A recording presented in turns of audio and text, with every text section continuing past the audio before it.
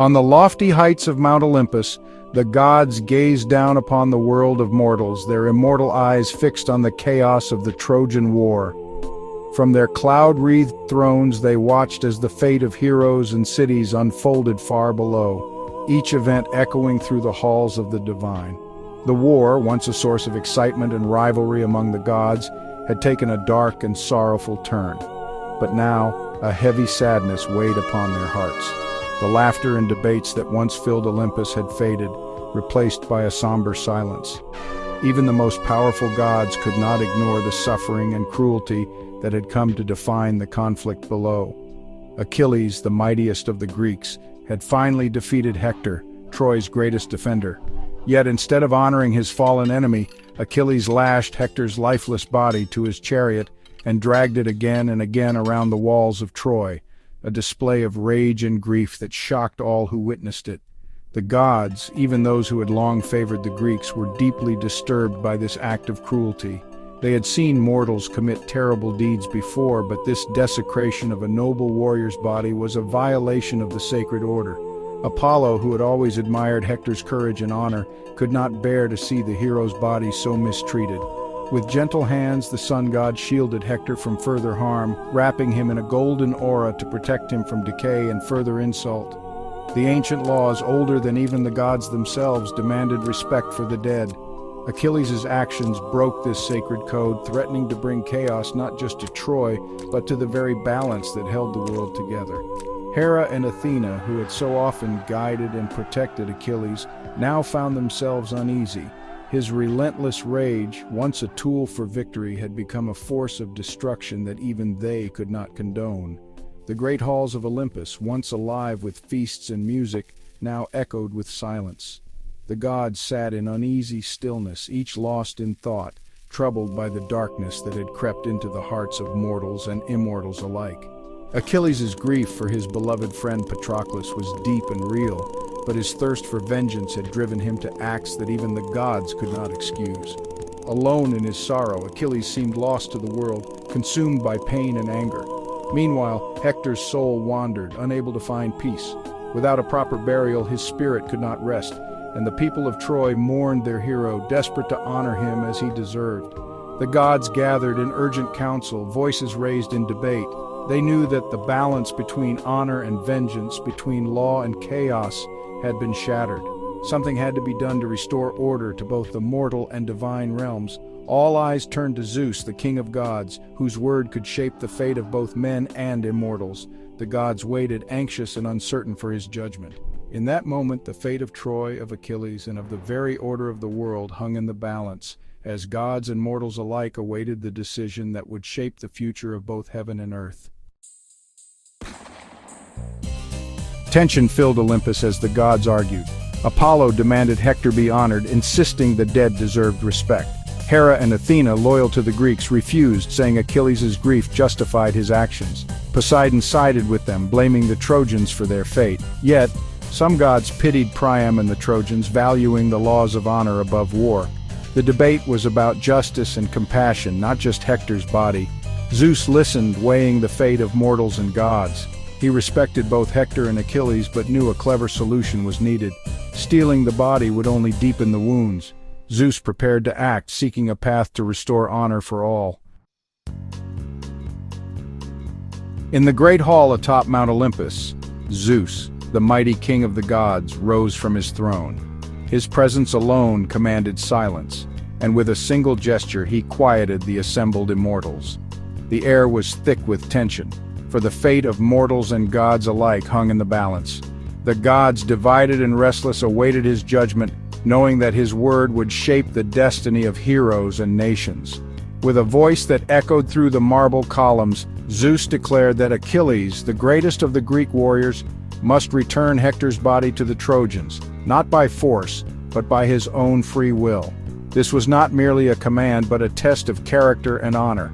The gods listened intently, understanding that only through Achilles' voluntary act could the cycle of vengeance be broken and true honor restored to both sides of the conflict.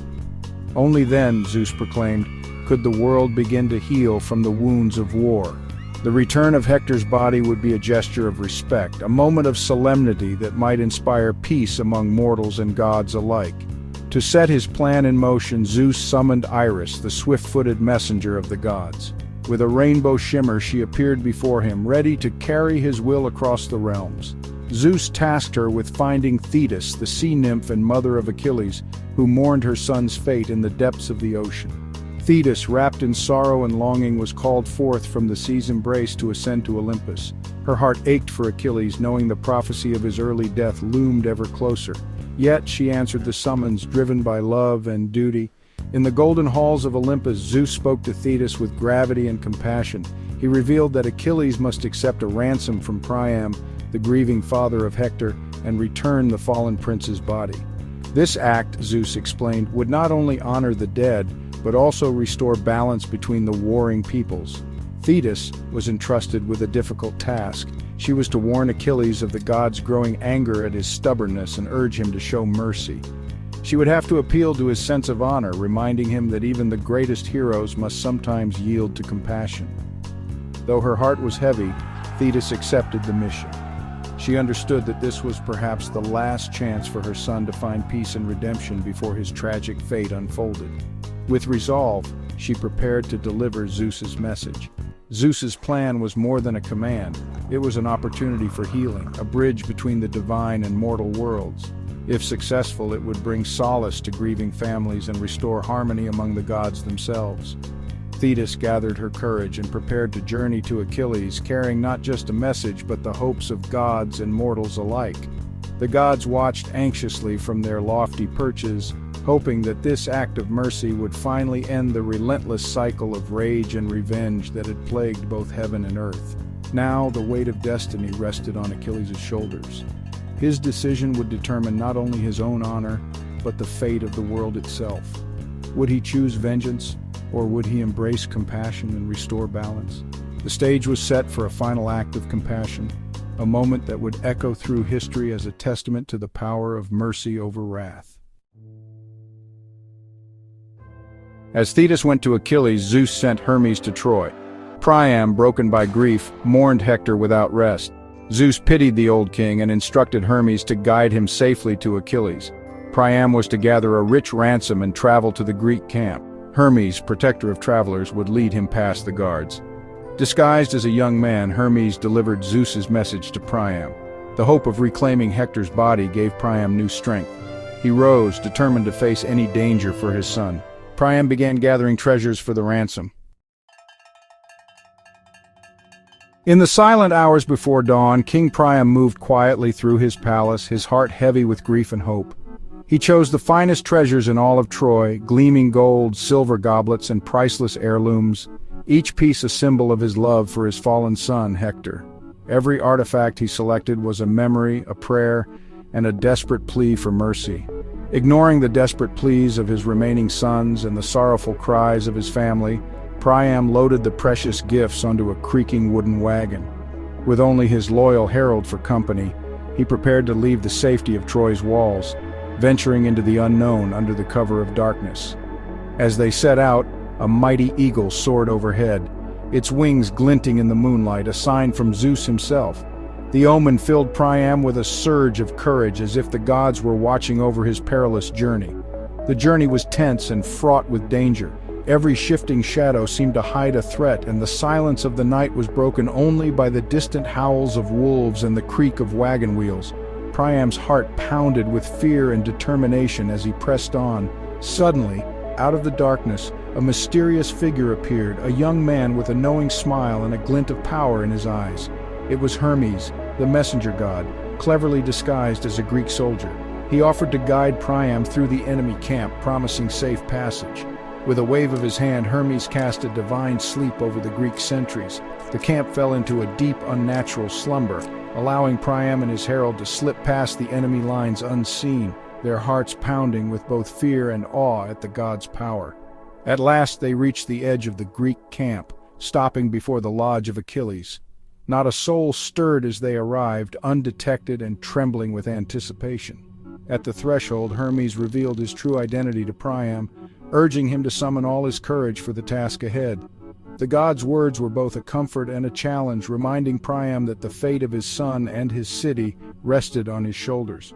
With a final reassuring glance, Hermes vanished into the night, leaving Priam to face his destiny alone. Alone in the darkness, Priam stood before Achilles' door, his resolve hardening.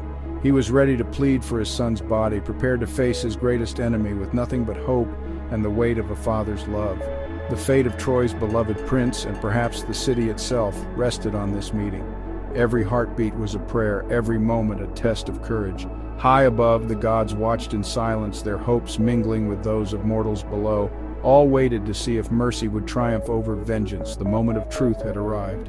Priam, trembling but resolute, stepped forward into the unknown, his fate and the fate of Troy hanging in the balance. Priam, trembling but resolute, entered Achilles' lodge. Achilles and his men were stunned by the old king's sudden appearance. Without hesitation, Priam knelt and kissed Achilles' hands, the very hands that killed Hector. Achilles was shocked, seeing not an enemy but a grieving father. The memory of his own father, Peleus, filled Achilles with compassion. Rage melted into empathy as Achilles recognized their shared pain. The room was silent, heavy with emotion. Achilles' men watched, awed by the humility and courage before them. The warrior's heart began to change. Priam pleaded, "Remember your own father, Achilles. I have lost my son. I beg you for his body." He reminded Achilles of the price he'd paid, kissing the hands that killed his child. Achilles, overwhelmed, wept for Patroclus, for his father, and for Priam's loss. He lifted Priam to his feet, and together they mourned. Enemies became united in grief. Achilles, moved by Priam's courage, agreed to return Hector's body. He ordered his servants to prepare the body with care and dignity. Achilles wrapped Hector in fine robes, shielding Priam from further pain. He chose compassion over vengeance. The cycle of rage was broken, if only for a moment. Achilles' honor was restored through mercy. The god's will was fulfilled. Peace, however brief, settled over the camp. Achilles helped lift Hector's body onto the wagon, honoring his promise. He asked Priam how many days were needed for the funeral and vowed to halt the fighting. Priam requested 12 days. Achilles agreed, swearing the Greeks would not attack. The two men, once enemies, shared a meal in quiet respect. Achilles ensured Priam's safety and comfort for the night. At dawn, Hermes guided Priam and Hector's body safely out of the camp. Priam's heart was still broken, but gratitude replaced some of his sorrow. He had faced his greatest fear and found compassion instead of violence. The gods' plan had worked. Achilles' rage was finally at rest. The journey home began. As Priam returned, Cassandra saw the wagon and cried out, alerting all of Troy. The city gathered, mourning Hector with wails and tears. Andromache, Hecuba, and Helen grieved deeply for their lost hero. For 9 days Troy mourned. On the 10th they built a great pyre. Hector's body was burned with honor, flames rising to the sky. The people wept, knowing their city was now vulnerable. Yet in their grief they found unity and love. Priam's courage and Achilles' mercy had ended a cycle of rage. The story teaches that compassion and respect, even for enemies, are true marks of honor. In the end, kindness proves stronger than hatred.